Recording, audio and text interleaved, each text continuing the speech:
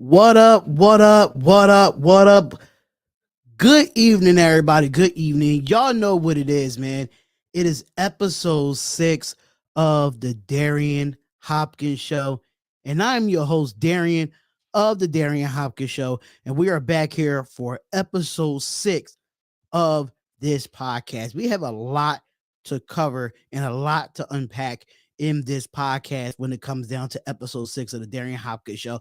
But before we get into all of that, I just want to make sure and let everybody know that we are live on YouTube, which is the Darion Hopkins Show. Make sure you go subscribe to that on the YouTube channel, and make sure you go to the Facebook side of things on my channel, which is Sonny Hopkins, which will be on that page as well. Just want to let everybody know, if you have not followed me on Twitter and on Instagram, you'll see it right at the bottom. It will say D Hopkins Show at Twitter and at Instagram. If you do want to listen to the audio podcast of this as well, you go to Spotify and put in the Darion Hopkins Show, or you go to Apple Podcasts and put in the Darion Hopkins Show. But last but not least, if you do want to go to like those Beyonce concerts or those Rihanna concerts or any type of concert you want to go to, or any type of sporting event that you want to go to, we are sponsored by SeatGeek. Yes, y'all, we have our official sponsor. Our official sponsor is SeatGeek. Get $20 off your first purchase on SeatGeek using the promo code SRT. $20 off your first purchase using SeatGeek.com. So if you want to go to Beyonce concerts, or you want to go to a rock concert, or you want to go to a basketball game, an NFL game, any type of sporting event, or any type of wrestling event, or any type of event that SeatGeek has, make sure you go to SeatGeek.com, and then when you go to the checkout, use the promo code SRT for $20 off. That's going to be fun to watch, man. That's going to be fun to watch. So make sure y'all go over there and check that out over at SeatGeek, ladies and gentlemen. But we are here. I took a whole week off of the Darion Hopkins Show. A lot of things went down with me for the Darion Hopkins Show, and I'm going to be completely honest. A lot of things went down with me with some type of illness. My eczema came back, and it broke out really, really bad. So I did not want to get on camera with my skin looking the way it did. I was not really feeling well this past week anyway. I was a little down, a little depressed, but sports really change, what I do. Sports really change, makes me want to talk about it. It makes me want to have fun doing this, have fun doing this. But we have a lot to cover, man. Just this past week, I could not do episode 6 or episode 7. But for now on, we were doing live streams Monday, Wednesday, and Friday at 6 p.m. Eastern Standard Time. The only reason why that I started so late today is because of technical difficulties, trying to learn how to do this back on live stream again. It's been a long time since I did an actual live stream, ladies and gentlemen. Been an actual live stream. Hold up. I think my light went out. Hold on.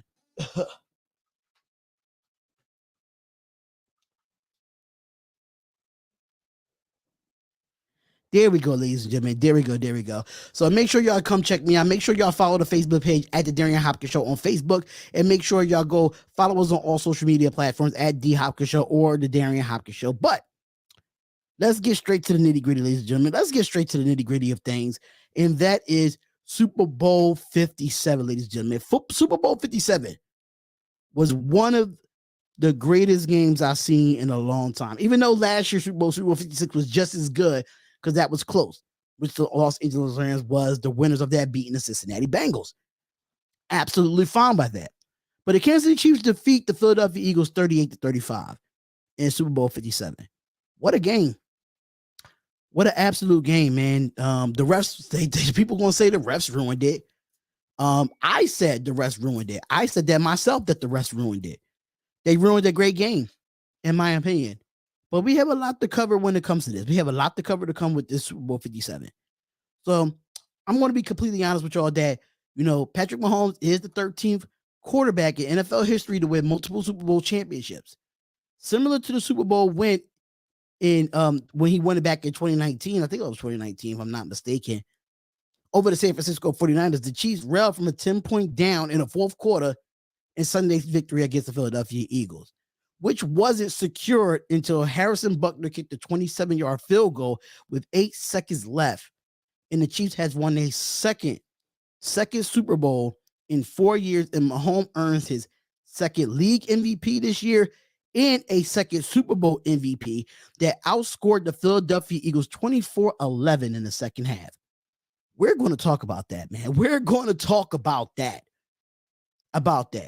So in that second half itself, matter of fact, I'm not even going to get to the second half. I'm just going to get straight to it. The field was terrible. The field was absolutely terrible for that game. Me personally, even though Arizona puts on great, I feel like Arizona puts on great Super Bowl games in that stadium, but the field is trash. The field is hot garbage, y'all. I'm sorry to say. I really didn't like the footing on that field. Everybody was slipping, from the centers to the quarterbacks to the running backs to the receivers. They couldn't plant their foot, and if they wanted to juke if they want to, they won't end up sliding. I was surprised no major injury really happened in that game because of how horrible that field was. It was terrible. It was one of the worst fields I've seen in a while. It's one of the worst fields that I've seen in a long time. And I just can't get my mind off of it. Like, what if these slips would have able to break some tackles and get some more yardage if the footing was right? We seen Jalen Hurts change his cleats. It was so terrible. They went back to the old school cleats when I used to play, when it was actually grass filled. You had to go with them 4-inch screw-in cleats, right, Sander? That's exactly what he said. You have to go right into those 4-inch cleats from back in the day. But the Philadelphia Eagles, man, I have to give a lot of respect to them, knowing that I am not an actual Philadelphia Eagles fan, but living in the city of Philadelphia and see how happy everybody was this past week, man, I have to salute y'all. Man. Y'all had one hell of a run this year for the Philadelphia Eagles, one hell of a run.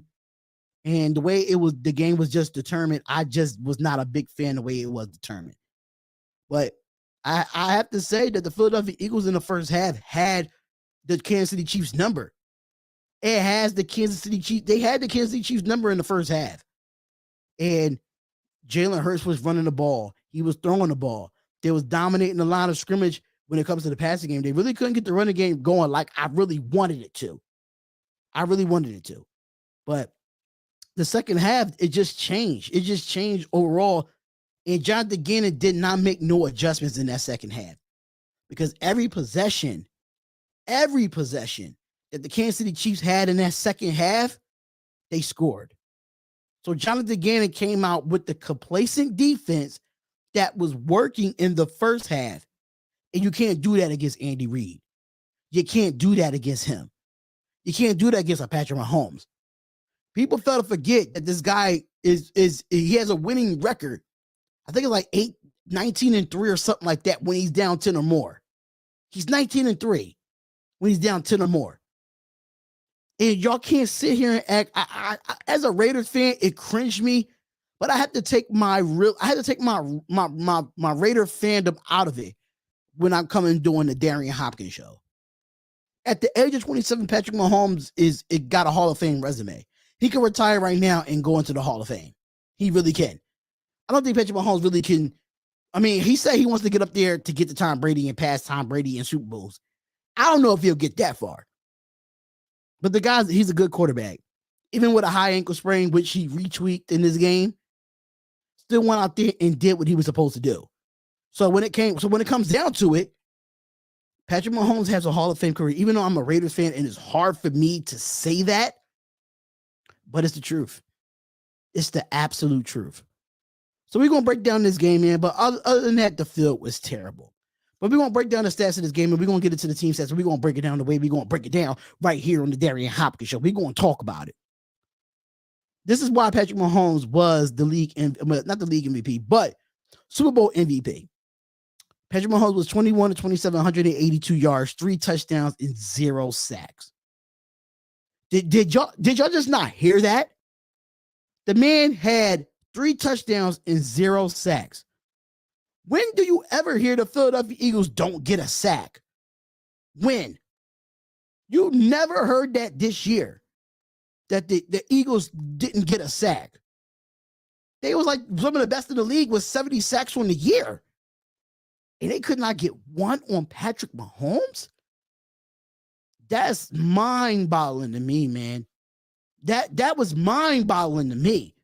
That they could not get not one sack, not Fletcher Cox, not Hargraves, not Hassan Reddick. I understand that the field was bad, but damn, even when he stepped into the pocket, y'all couldn't even get a sack on him. Y'all got pressure, but y'all didn't damn sure get a sack. But if the Philadelphia Eagles would have won this game, right, I don't think anybody else on this team would have been the MVP. And I'm going to be completely honest. Jalen Hurts would have been the MVP. Clearly, if the Philadelphia Eagles would have won this game.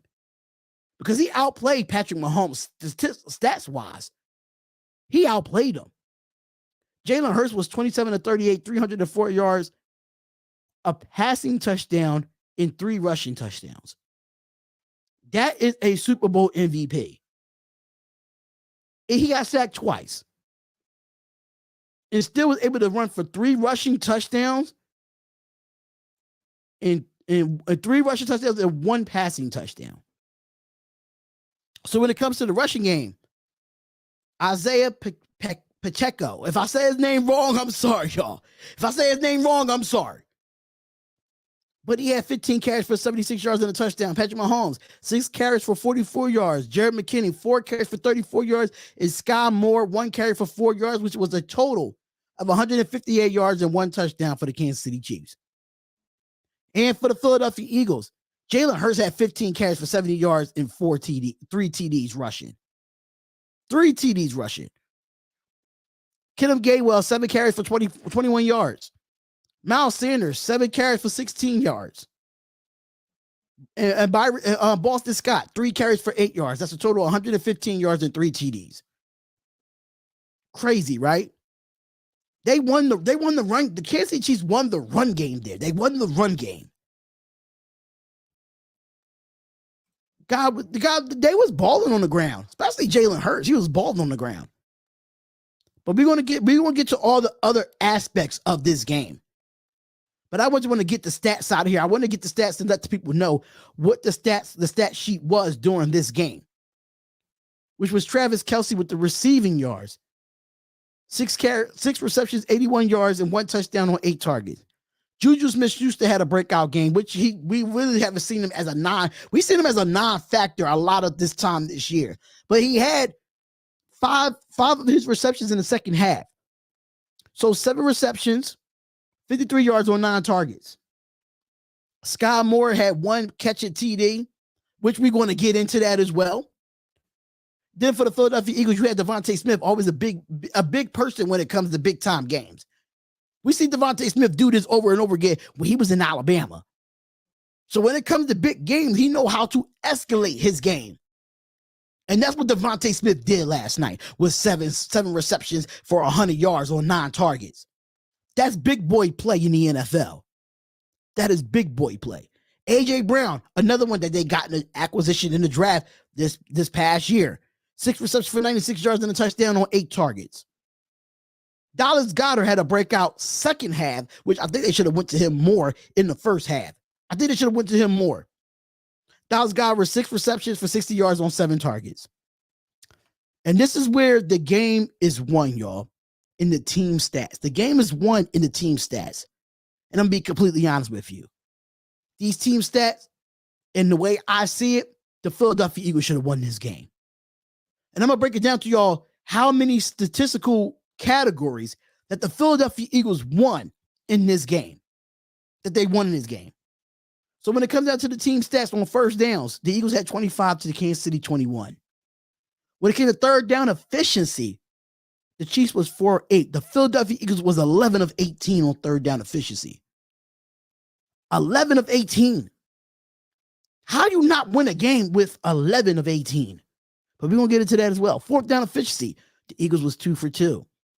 They didn't even go for it on fourth down at all for Kansas City. They didn't even go for fourth down at all. When it comes to total plays, the Philadelphia Eagles has 72 total plays on offense. 72 total plays against Kansas City's 53. Total yards, 417 yards on this Kansas City Chiefs defense. 417 yards to 340 of Kansas City Chiefs. Total drives, the Eagles had 10. The Chiefs had 8. Yards per play. Kansas City Chiefs won this category, though. 6.4 yards to carry to the Eagles' 5.8. Sacks. The Kansas City Chiefs had no sacks. They didn't allow no sacks at all. But the Philadelphia Eagles allowed 2 sacks in this game. Red zone efficiency. This is where it's big at. It is pretty close. It's pretty close that I could say when it comes to red zone efficiency. The Kansas City Chiefs was 4 or 5 in the red zone. 4 or 5. So basically they did kick a field goal, but that field goal missed. It was the field goal miss. It was the field goal miss that the reason why they was 4 or 5. They could have been 5 for 5 that they would have scored. Philadelphia Eagles was 3 for 5 in the red zone. And we're going to get into that. We're going to get into that stat too. When it goes to penalties wasn't that bad in this game. And we're going to talk about the last game. We're going to talk about that one, that last play. Penalties. Kansas City was 3 of 14. The Philadelphia Eagles, 6 of 33. Turnovers, Eagles had 1 turnover with the Jalen Hurts fumble that was ran back for a touchdown. Very, very ill-advised. I did not expect that from Jalen Hurts. I didn't see Jalen Hurts be like that with the ball all year. I didn't be like that with the ball all year at all. And when it comes to time of possession, ladies and gentlemen, the Eagles had the ball for 35 minutes. 35 minutes and 47 seconds. And you lose this football game? But Kansas City only had it for 24 minutes and 13 seconds in this game. Y'all controlled the clock. There's no way you lost this game and you controlled the clock. There's no way. There's no way at all. But let's get down to the nitty-gritty of this game, man. And the reason why, y'all, I'm loving this live. You're proving everything I said right. Thank you, Bash. Thank you, Bash. I appreciate it, brother. I appreciate it. But they won every team stats category from first downs, third down efficiency, fourth down, total plays, total yards, and total drives. There's no way in hell you lose this game. You win almost every stat category. Every stat category. So let's get into the real thing here. Let's get into the nitty-gritty of this game, right? This was a good game going into the half. The Eagles was up 24-14 or 24-10 or so. Yeah, 24-14. It was up 10 going into the half, if I'm not mistaken. We seen Rihanna perform. We're going to talk about that too. We're going to talk about Rihanna as well. But Rihanna performed. They came right out and scored. Jonathan Gannon did not do nothing with that defense to make sure that the Kansas City Chiefs don't score on the first drive. That happens when you know a comeback is happening. And you know how I know? Because I'm a Raiders fan. We've seen so many comebacks on the first drive in the first half all year as a Raiders fan. I've seen it. Especially against the Kansas City Chiefs. We played them twice this year. I've seen it. They went right down the field and punched the Eagles right in the mouth. Eagles didn't have no response. They only scored 3 points in the second, 3 points in that third quarter. And like I said on the live stream, if you have not watched the live stream on my other channel, which is the Spotlight Football Talk, you cannot trade field goals with touchdowns for the Kansas City Chiefs. You cannot trade field goals for touchdowns. You just can't. So you only scored 3 points in that third quarter. And they scored 7 in the third quarter. So they scored. They outscored you in the third quarter. Here comes the fourth quarter. I don't know what happened to this Philadelphia Eagles defense in the fourth quarter. I don't know what happened, but this was the one crucial play that nobody talks about here. All the podcasts that I listened to today about the Super Bowl, this is one thing that these guys did not talk about. The punt return from Kadarius Toney. I understand the Philadelphia Eagles was on their own 30-yard line and you don't want to go for it. The Philadelphia Eagles are the number 1 team in the league in fourth downs conversions. So it's 4th and 2. And you know the Kansas City Chiefs have the momentum, ladies and gentlemen. You know they have the momentum. I understand that you're on your own 30. I could completely understand that. But you don't go for it on 4th and 2 and you punt the ball back to Kansas City after they just scored to get themselves back in the game? That's when the Philadelphia Eagles made their mistake in the second half. Because now Kadarius Toney holds the longest punt return in Super Bowl history. Because y'all decided not to go for it when y'all are a 4th down team. The Philadelphia Eagles is a 4th down team. And you decide not to go. I understand it's on your own 30. But you was 2 for 2 last night in the Super Bowl. And the one time you don't go for it, you put the Kansas City Chiefs back in position in the red zone. I think it was a dumb call to not go for it on the 4th down. I thought it was, if you wanted to get back in this game early, you needed to go for it on that 4th down and let your defense do what they do if you don't get it. But I got my money on the Philadelphia Eagles getting a 1st down on 4th and 2. I have my money on them because they are the number 1 team in the league in 4th down efficiency. Like, come on. There's no way in hell you sit there and, I'm going to put the ball from my own 30. Screw that. This is the Super Bowl. This is for all the marbles. The whole first half you was going for it on 4th down. Why change it now? Why change it now?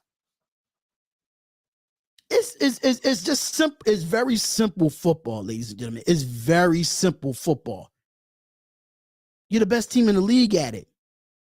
You're the best. I'm not an Eagles fan either, Bash. I'm not. You see my Raider fandom in the back, bro. You see it.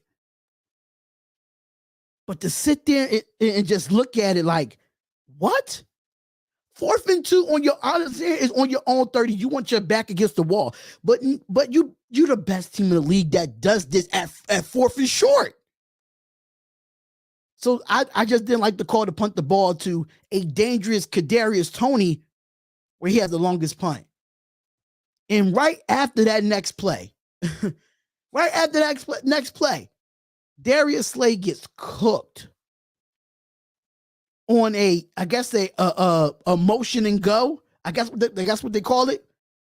He went in motion. Darius Slay followed him and came back.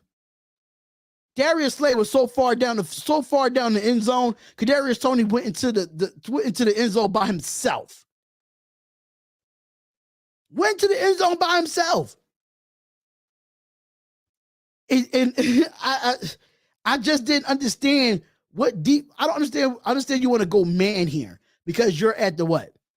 The 3, the 4-yard line at that time. I understand you want to go man. But you know the Kansas City Chiefs are known for going in motion. They're known for that. They known for everybody going in motion from Kadarius Toney, Sky Moore, Travis Kelce. Even they running backs go in motion. Jarrett McKinnon. When you see them go in motion, you know you got to follow them. But at the same time, you got to play some type of zone right there. You got to stay home. You have to stay home in that situation. And the funny thing is, this is how I know it wasn't no adjustments made. Because on the next drive that the Kansas City Chiefs had, they did the same shit. They did the same thing with Sky Moore on the next possession in the red zone. Just on the opposite side and nowhere to be found. Nobody in the vicinity of Sky Moore. Nobody has that man. How does he get wide open like that? How does a defense break down like that? There's no way in hell that a defense breaks down like that on back-to-back drives. There's no way. So this defense failed the Philadelphia Eagles last night. They failed them. But what sparked it was the call from Sirianni to punt on 4th and 2, and you gave them that momentum back. You gave them that momentum back. Well, they already had the momentum in the second half anyway. But you would have shattered their momentum if you would have went for it on that 4th and 2 on your own 30. That's just me. If that was Doug Peterson, I bet you Doug Peterson would have went for it on 4th down. He wouldn't have cared. This is the Super Bowl. This is for all the marbles. This is for you to be the world champions. But here's another thing too. About the Philadelphia Eagles, because I'm not knocking anything about the Philadelphia Eagles doing what they did this year. I'm not knocking it. But it's some things that I've noticed about the Philadelphia Eagles. When it came to the playoffs, they didn't play nobody. They didn't know how to play from behind in this postseason. They was never behind in the postseason. They never came. They never played from behind. They never played when they was down in this postseason because they played the Giants. With the Giants, yeah, they have Daniel Jones. They have Saquon Barkley. They have those guys. But at the same time, you didn't play a team like the Kansas City Chiefs all year. Philadelphia Eagles had one of the weakest schedules, but you got to play what's in front of you. So I'm not going to even brag about that. You got to play what's in front of you. You got to play what the NFL gives you on a schedule. You have to. And the Eagles had one of the easiest schedules. That's why they had the record that they had. But they have not faced a juggernaut in the Kansas City Chiefs. They have not faced a juggernaut in the Buffalo Bills. They have not faced a juggernaut in the Cincinnati Bengals. They haven't really faced the good teams this year. But I'm not taking nothing away from the Philadelphia Eagles because y'all deserve to be there. Y'all just played what was in front of y'all. Y'all just played what's in front of y'all. Simple as that. But let's get down to the nitty-gritty of how this Super Bowl ended. And that was James Bradberry, man. James Bradberry admits that he held Juju Smith-Schuster on a decisive Super Bowl play. I have the audio of what he said at the press conference. And he admitted that it was a hold. Let's hear what he have to say here. 3rd and 8. We were in a man coverage. Juju motioned down to a bunch. He ran a pivot and wheel. I was just trying to get some momentum going to go back with the wheel. Of course, I pulled on his jersey, so they called it. What's your thought on the call? I pulled the jersey. They called holding. I was hoping they would let it ride, but it wasn't holding. Is that something they typically let ride? I'm not sure. I think based off the playoff games that we were in, playoff games that I saw, sometimes the refs let some things like that go, just depend on the ref. Was that consistent with the way it was called the previous, 3 quarters plus? I think so. It was. They were pretty consistent for the most part. I just can't be blatant with it. And that is your answer from James Bradberry, that he admits that he was holding Juju Smith-Schuster on the last play. I completely understand that you want to come out and admit that. But we had one of the greatest games going on in NFL history when it comes to the Super Bowl. I would have loved to see Jalen Hurts try to make a comeback and have a drive to get a chance to win the game. And I feel like the refs robbed us of a great ending of a Super Bowl 57. They completely robbed us of that. I think Jalen Hurts probably would have went down, probably kicked the field goal. He probably would be in overtime. Another great game because we had 2 black quarterbacks, first ever 2 black quarterbacks in the Super Bowl. We had the Kelsey brothers. We had a lot of good storylines with this. Andy Reid going up against his own team. And for the refs to determine the way this game was going to end was definitely unacceptable. It was unacceptable. I understand, James Bradberry, that you grabbed him. I understand that. But y'all robbed the refs robbed us from a game. They robbed us from a freaking ending that could have been one of the best endings of all time. Now, we've seen great endings in the Super Bowl in that building with the San Antonio Holmes catch. The San Antonio Holmes catch in the corner of the end zone against the Arizona Cardinals. I think that was in Arizona, if I'm not mistaken. I think that was in Arizona. I don't want to be wrong, but we see some great Super Bowl endings. We seen the Malcolm Butler interception with the Seahawks in the New England Patriots.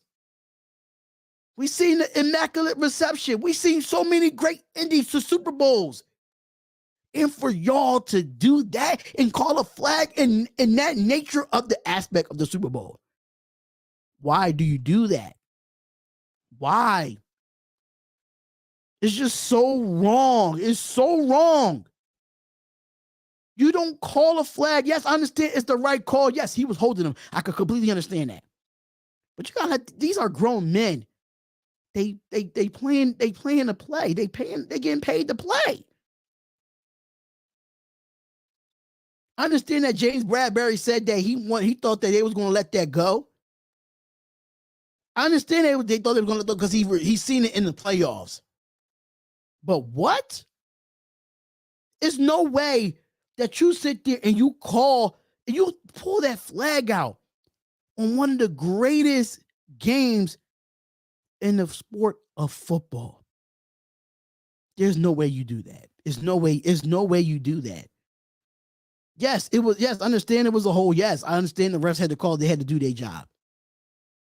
But if that's the case, we got to keep the same energy from everything else that's been going on this year. A lot of missed calls been this year in the NFL. A lot of missed calls has been this year. A lot. Especially against, I don't want to keep tooting my own horn, but the goddamn Raiders. For real. The Raiders got screwed out of a lot of games this year because of the refs. A lot of teams got screwed out of a lot of games because the Cincinnati Bengals game in the AFC Championship, they got screwed. But this was the narrative for the Super Bowl, y'all. This was the narrative. And the narrative was Andy Reid beats his old team and Patrick Mahomes at 27 years old becomes the two-time champion. They did not want to give Jalen Hurts the Super Bowl. They wasn't ready for that. They wasn't ready to give Jalen Hurts the Super Bowl. We all know that what Jalen Hurts has been through as a quarterback in the NFL and in college football. And let's go down memory lane real quick with Jalen Hurts, because people fail to forget Jalen Hurts went through more uphill battles than a lot of these quarterbacks did. He went from so many different coordinators at Alabama, still winning. Won a national championship with them. Won 2 national champions, which he got benched in the second half for Tua Tagovailoa, and still won a national championship with Devontae Smith. Transferred from Alabama to go to Oklahoma. Had a quarterback competition with Baker Mayfield. Baker Mayfield left to go to the NFL. It was Jalen Hurts' team. Jalen Hurts didn't win the national championship with Oklahoma, but he had different coordinators keep coming through on the offensive side.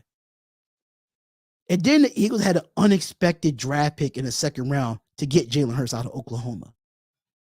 Even though Carson Wentz was about to be the MVP that year, and not be the MVP, but y'all know what I mean. It was the year that, okay, Carson Wentz, Nick Foles won the Super Bowl for y'all and stuff like that, and Carson Wentz was on his way out, and the Philadelphia Eagles fans did not want him at all. I could completely understand it. But Jalen Hurts had an uphill battle to get where he's at today. And that's why I respect that brother so much. Because I have not seen any college quarterback that went to 2 different schools, has so many different coaches, and now he finally has a steady coach under Nick Sirianni, and you see him succeeding. The guy had 4 total touchdowns in the Super Bowl. 4 total. 1 passing, 3 rushing. So many. And the guy, he put this team on his back. And the defense did not show up for him in that second half. Not at all. And I don't understand how Jonathan Gannon is getting even getting coaching opportunities at other teams. I don't understand it.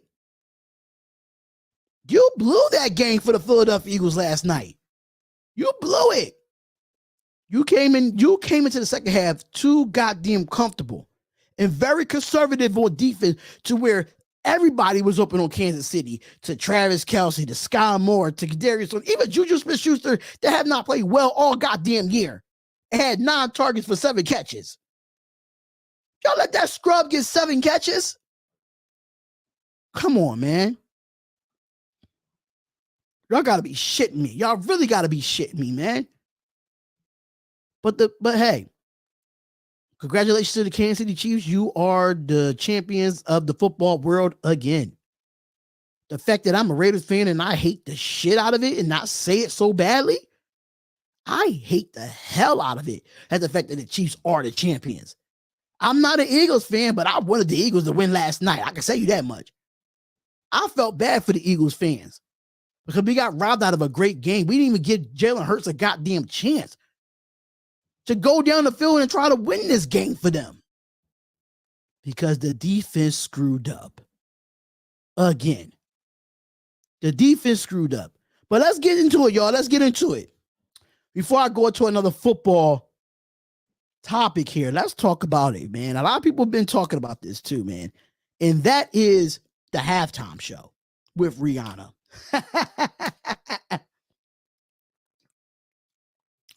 People want to talk about it. I thought it was a great show. I thought Rihanna did her thing, and she surprised everybody that she's going to be a mother again. She's having her second baby, y'all. And people kill me, man. People on social media kill me so much about Rihanna. This irks me so badly. Why are y'all mad at Rihanna and her performance? Yo, if it really was up to Rihanna, she could have did every song that she ever made from Ponder Replay to now, and we wouldn't even had a second half. They gave her 30 minutes. She could have went on for 8 hours of music, from features to albums to everything. People didn't like the fact that she had on red because it's the Kansas City Chiefs colors. Stop making excuses, man.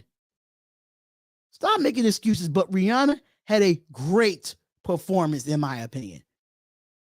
What else do you want a pregnant woman to do? She revealed that she's pregnant, and she was up high in the goddamn stadium, like 100 feet up in the air, standing on something with the rest of her dancers. What else more do you want from this woman? Talking about you wanted more. The woman is pregnant. She can't break dance and spin on her back while she's pregnant. Are you kidding me? Social media killed me when they try to compare Beyonce's Super Bowl to Rihanna's. Rihanna had a great performance.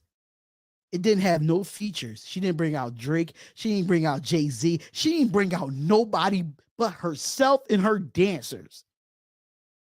Beyonce had Coldplay and Bruno Mars to make hers even just awesome. Rihanna had an awesome performance by herself and her band.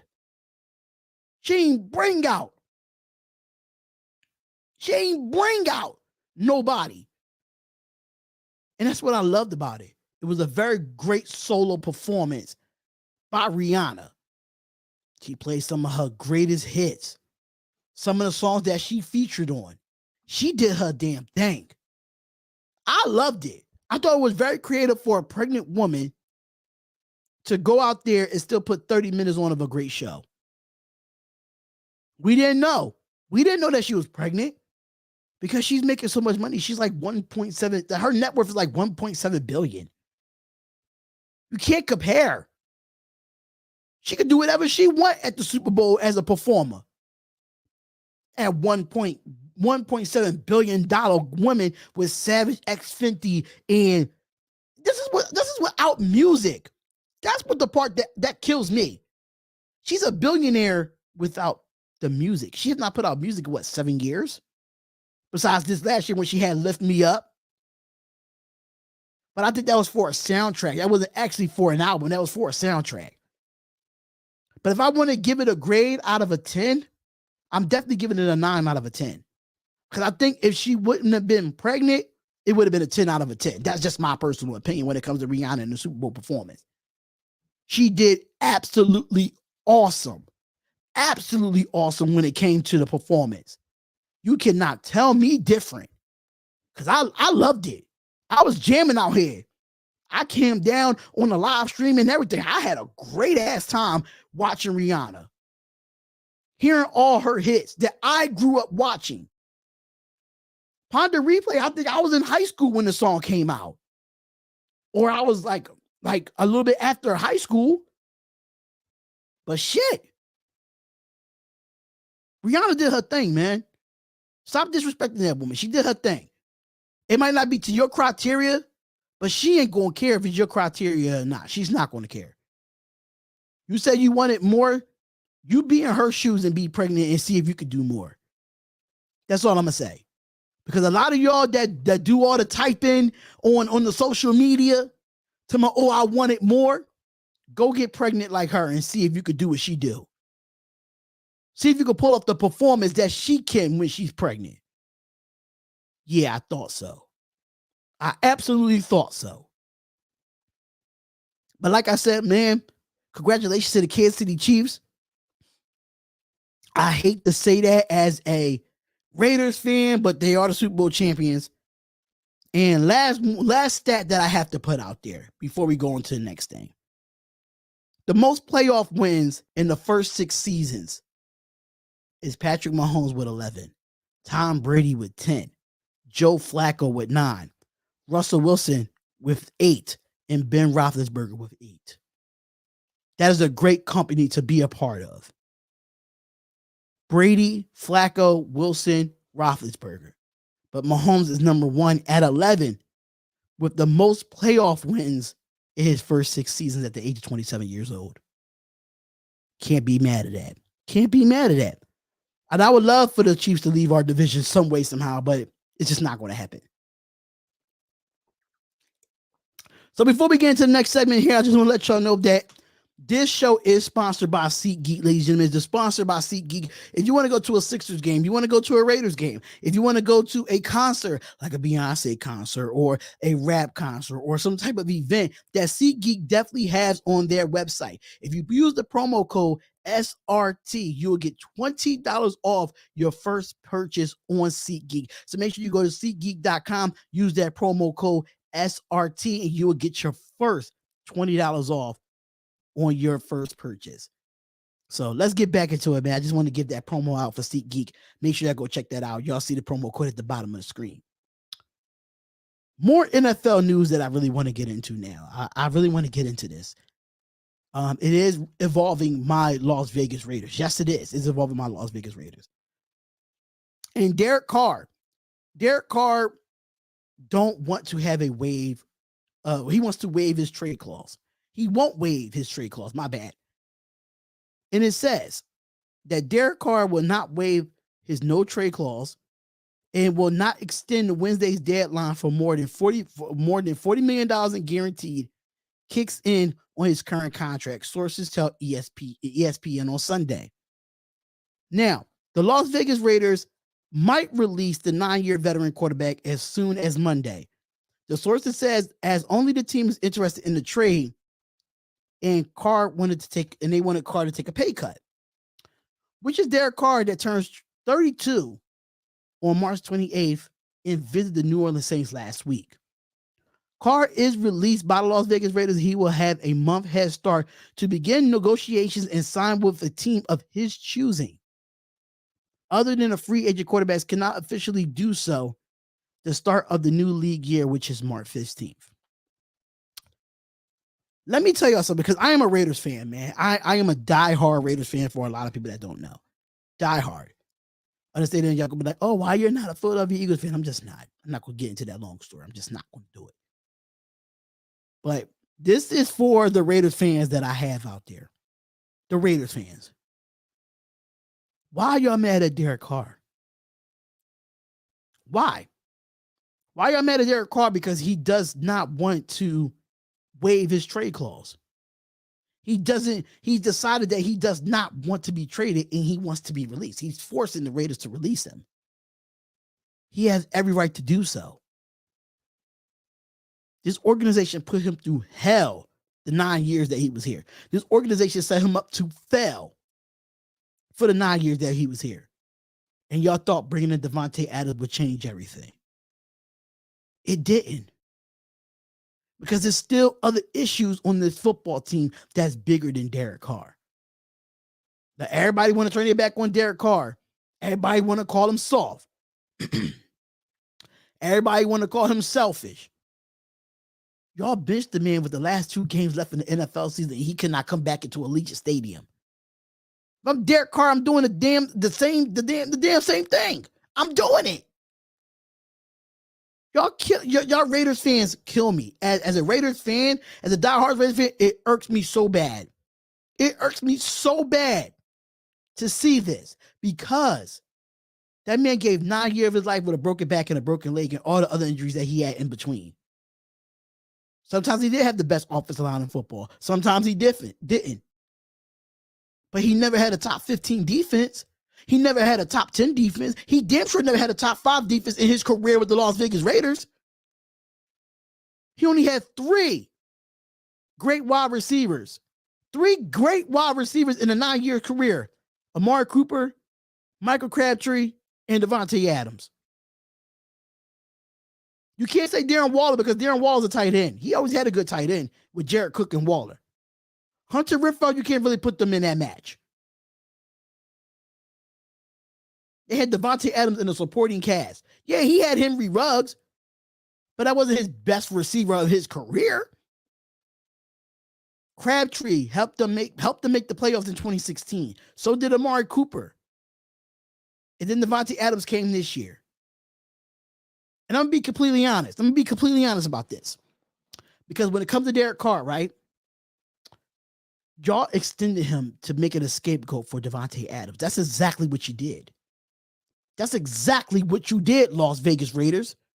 Y'all sat there and knew that y'all was going to trade for Davante Adams. And what you did was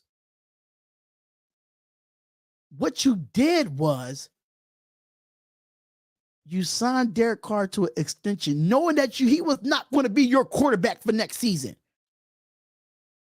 It was already mandated. It was already set up. There's no way in hell y'all cannot tell me that Derek Carr was going to be the quarterback for the 2023-2024 season. Y'all can't sit here and tell me that. Y'all wanted Derek Carr out the door in his 6th, 7th, and 8th season. Y'all Ben was trying to get the boot to Derek Carr. So when it comes to the Las Vegas Raiders and that organization, this is your fault.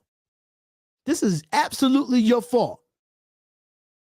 And you know why it's your fault?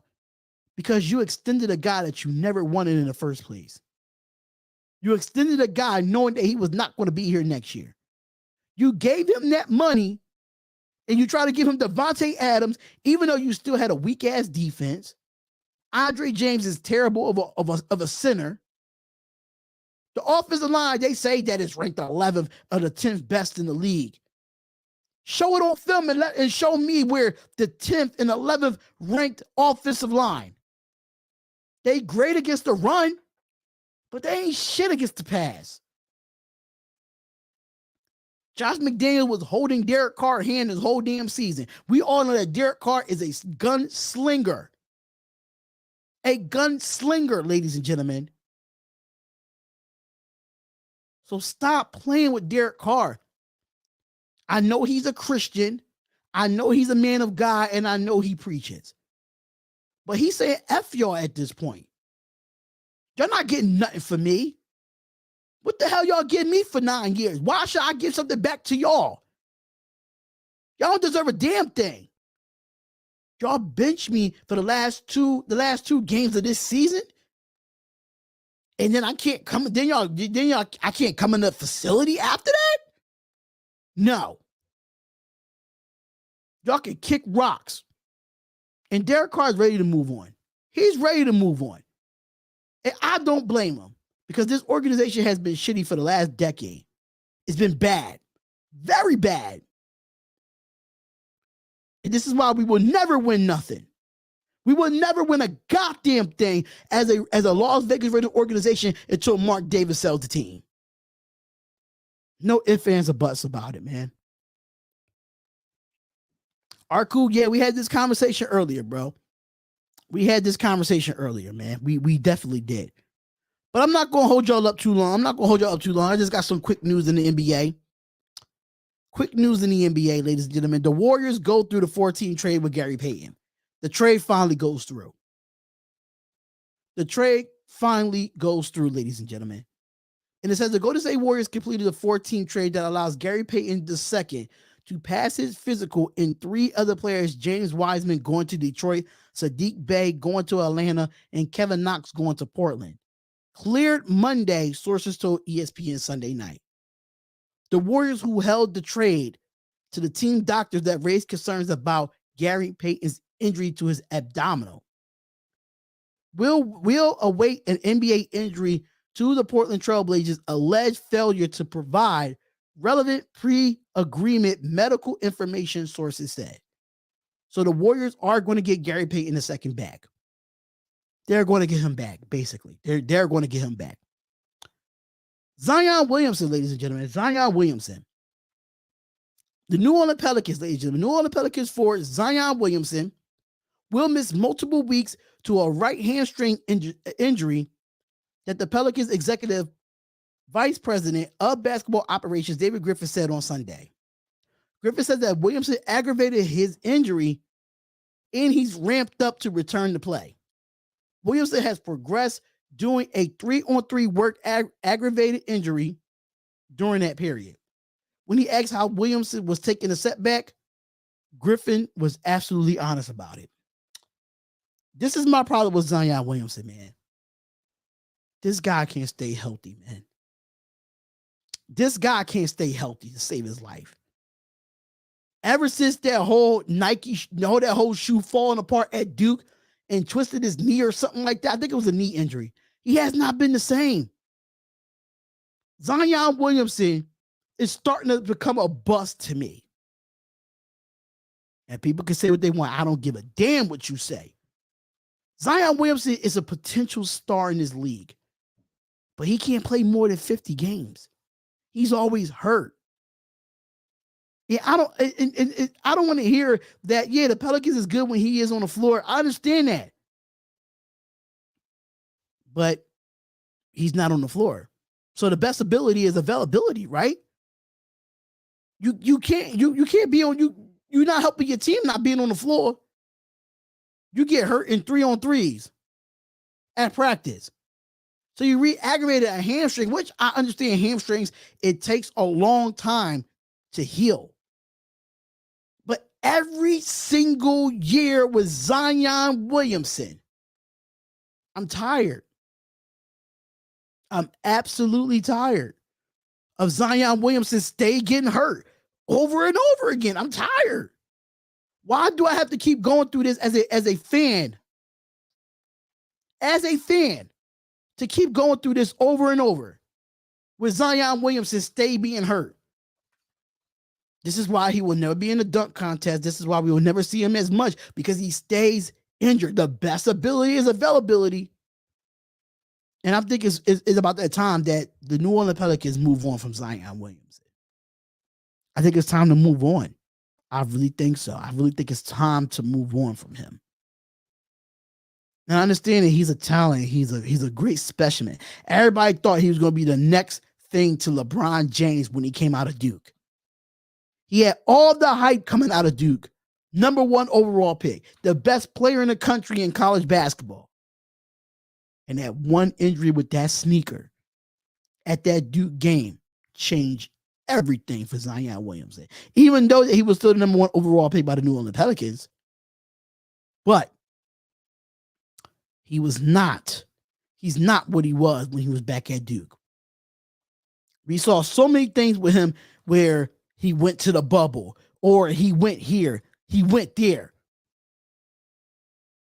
He gained so much weight. He was out of shape. Now he's being injured over and over and over again. When I just want to see this man please play 65 to 70 games at least. But playing 40 to 50 games a year, that's not going to do it. It's sad that his talent can't be shown because he stays hurt. He stays absolutely hurt, man. So hopefully the New Orleans Pelicans, y'all going to have to do something with this contract with his, or y'all going to have to move forward from him. That's just my personal opinion on it. So, last but not least, I got a few more other topics before we get out of here, ladies and gentlemen. And that's Russell Westbrook. I wanted to get into this because I was not able to talk about any of the NBA trades last week because I was not on the show. Ladies and gentlemen. But Russell Westbrook weighs his option out when it comes to the Utah Jazz trade. Now it says negotiation contracts buyout on the remainder of the $47 million salary this season that will allow Westbrook to become a free agent and sign elsewhere this season. Now, the option that they do have is the Chicago Bulls looming as a possibility scenario, as do the LA Clippers, the Miami Heat, and other teams for now. The Utah Jazz and Westbrook aren't ruling out the potential scenario yet, but staying with the team and playing and returning home the rest of the season with the remainder of his $47 million salary or buyout, sources says. Westbrook can remain eligible to be a part of a playoff roster by agreeing to a contract buyout by March 1st. This is my problem with the whole situation here with Russell Westbrook, right?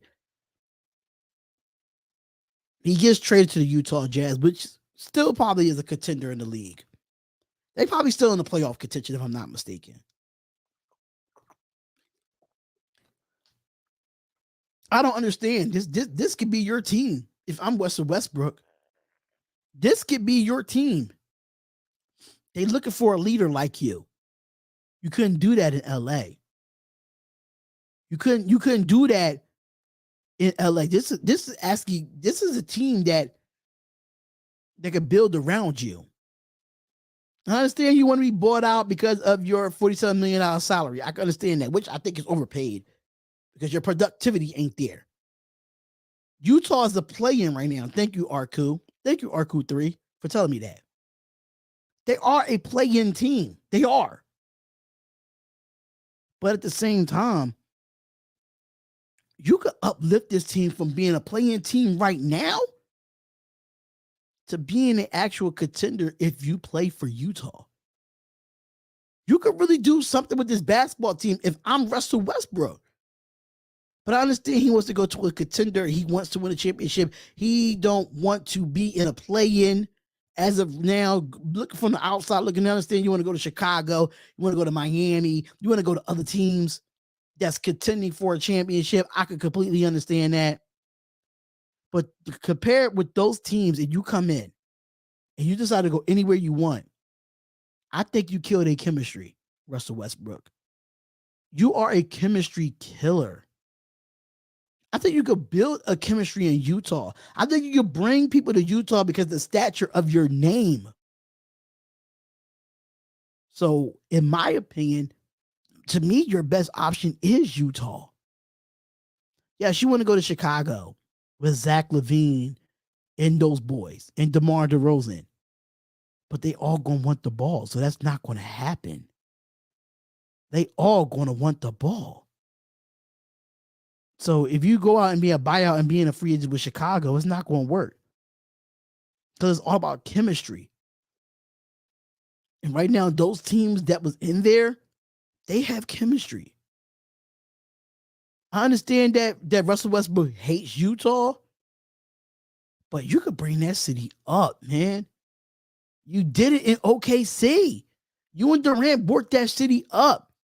Nobody was really caring about Oklahoma City when they moved from Seattle to Oklahoma City. They didn't care because a lot of Seattle fans didn't care because you took their team away from them. Russell Westbrook, I feel like if you go and you play out this contract for the Utah Jazz, you could bring people in. You could grab stars in free agency to Utah because you're there, because your name is Russell Westbrook. Understand your bad falling out with the Lakers. I could completely understand that. Completely understand that. But at the same time, don't you want a real fresh start? I'm not saying you want to, understand you're 34 years old. You're getting up there in age. And you want to win. But the question is, are you willing to sit on the bench with those elite teams and not be a starter? Because that's what's going to happen if you decide to get buyout by Utah. What's going to happen is that you're going to be sitting on the bench in Miami. You're going to be sitting on the bench in Boston if you decide to if you go anywhere in the league that's a contender right now, in the West or in the East, you're sitting on the bench. So if you're willing to take a bench ride with the top elite teams to win a championship, or you want to start and build your own legacy by yourself. And that's something Russell Westbrook never had. He never really built a legacy by himself. He always had somebody else with him. He had Kevin Durant. He had James Harden. He had LeBron James. Build your own legacy, bro. That's it. Build your own legacy. And that's all we want from Russell Westbrook. I think he's, at his age, I think he's still talented. I still think he's great. Don't get me wrong. But the Utah Jazz is a place where you could really put Utah on the map. You really can. Donovan Mitchell tried to do it for years, but Utah couldn't. I think Russell Westbrook is more vocal than Donovan Mitchell when it comes to the front office. Russell Westbrook be like, oh, I want this guy to come here. Make it happen. I want this guy to come here. Make it happen. And I think he can make it happen. I really think he can. I really think he can. So Russell Westbrook, ladies and gentlemen, is still a Utah Jazz at this point. Still a Utah Jazz. I think he should stay. I really think he should stay, in my opinion. I think he really should stay and ball out and build that team. Russ ain't got that kind of juice no more. Mow up in flames. Hey, I think he does, man. I think this should be a motivation for him to go out there and tell him why you one of the assist leaders of all time in basketball. I think this should be a wake-up call, in my opinion. I think it should be a completely wake-up call. But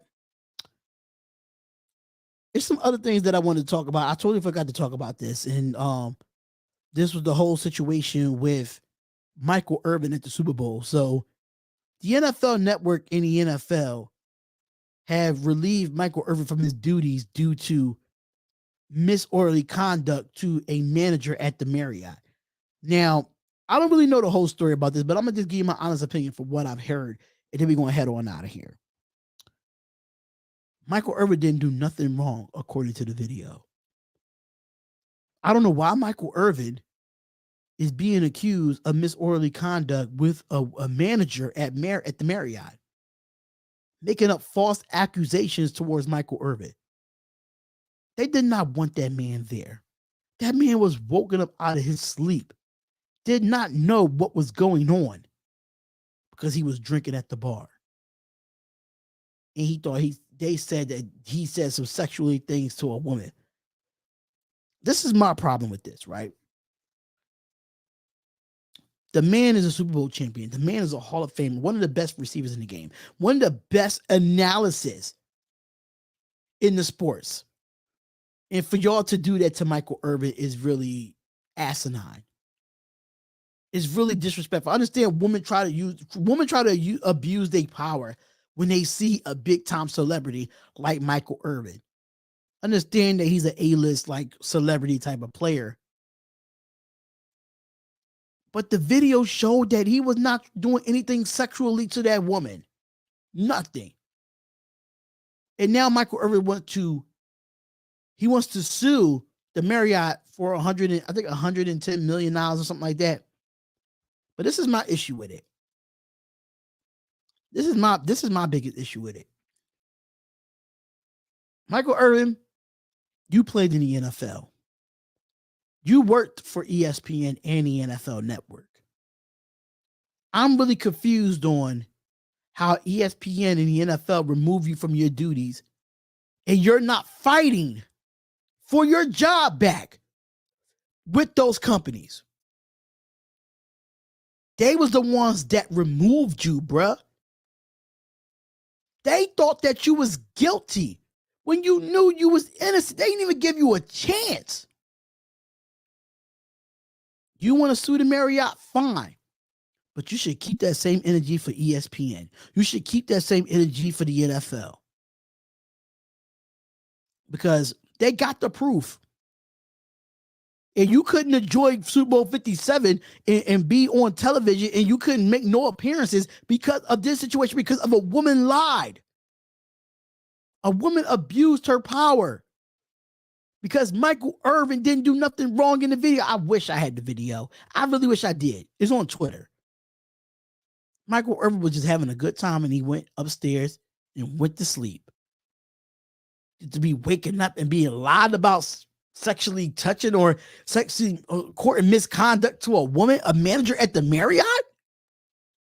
How is that fair to us men? We can't even have a drink at the bar and have a conversation with a woman respectfully. And then now we get accused of something that we didn't do. And ESPN pulled the plug on Michael Irvin. The NFL pulled a plug on him. That's not fair. Understand that he has some history in the past, but y'all trying to use his past against him. I don't give a shit what none of y'all say. He's trying to use his past against him. And Michael Irvin is sad, man. It's sad. Because he's a great analyst. He's a very great entertainer. We seen him as Stephen A. Smith on First Take. He didn't deserve that. So Michael Irvin, I'm calling you out right now. You need to go up to ESPN. You need to go up to the NFL. You need to tell these folks that they saw the proof. And they ruined his time in Arizona. Because you put the woman first. Sometimes women lie too, man. All women not innocent. All men not innocent. But in this instance, Michael Irvin got the short end of the stick. Because that woman wanted to be popular and get her name out there because she was only a manager at the Marriott. No, that's not fair. That's bullshit. Y'all making it seem like this man is a sexual predator, and he's not. He's not a sexual predator at all.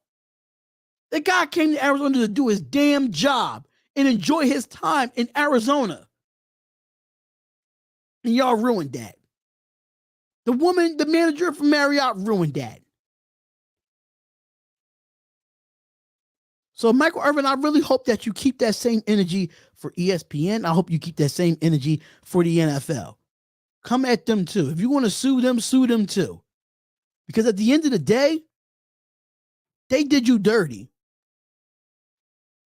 They did you dirty. They believed it because it was a woman saying it. Men lie, women lie, just like Lil Wayne says. Men lie, women lie. And in this instance with Michael Irvin, the woman lied because they got footage and proof that Michael Irvin did not do nothing to that woman. So God bless you, my brother. God bless you. I really wish the best for you and really hope you can settle things with the NFL and settle things with ESPN because it's deserving of it. It's deserving of it. But there you have it, ladies and gentlemen. There you have it. And that is episode 6 of the Darion Hopkins Show. We covered everything that happened this weekend, from the Super Bowl to Michael Irvin to the NBA to Rihanna to James Bradberry with his holding call. Everything that we talked about, it happened this weekend. Whatever news came out today, I will do it on Wednesday. Same time, same place here, 6:30 Eastern time, on the Darion Hopkins Show. Make sure y'all follow me on Twitter at DHopkinsShow. Make sure y'all follow me on Instagram at DHopkinsShow. If you're listening to the audio podcast of the Darion Hopkins Show, make sure you go to Spotify and type in the Darion Hopkins Show. Make sure you go to Apple Podcasts and type in the Darion Hopkins Show. And make sure you subscribe to us on YouTube as well, the Darion Hopkins Show. We everywhere, and we're on all streaming platforms when it comes to this podcast. And last but not least, make sure y'all go over to SeatGeek. And if you want to go to a football game next season, if you want to go to the NBA All-Star game that's coming up, if you want to go to the NBA Finals, or you want to go to an NBA game, hockey game, soccer game, any type of game or any type of concert that you want to go to, make sure you go to SeatGeek and use the promo code at the bottom, which is SRT, and get your first $20 off. Thank y'all so much for tuning in to another episode of the Darion Hopkins Show. I'm your boy Darion of the Darion Hopkins Show, and I will see y'all on the next live stream, or I'll see y'all in the next video. Thank y'all so much for episode 6, man. It's been fun. It's been real. It's been love. And we'll see y'all another time in another day, man. I love y'all to death for being here. And I'm every Monday, Wednesday, Friday at 6 p.m. Eastern Standard Time. The Darion Hopkins Show will be going down. See y'all later, man. Peace.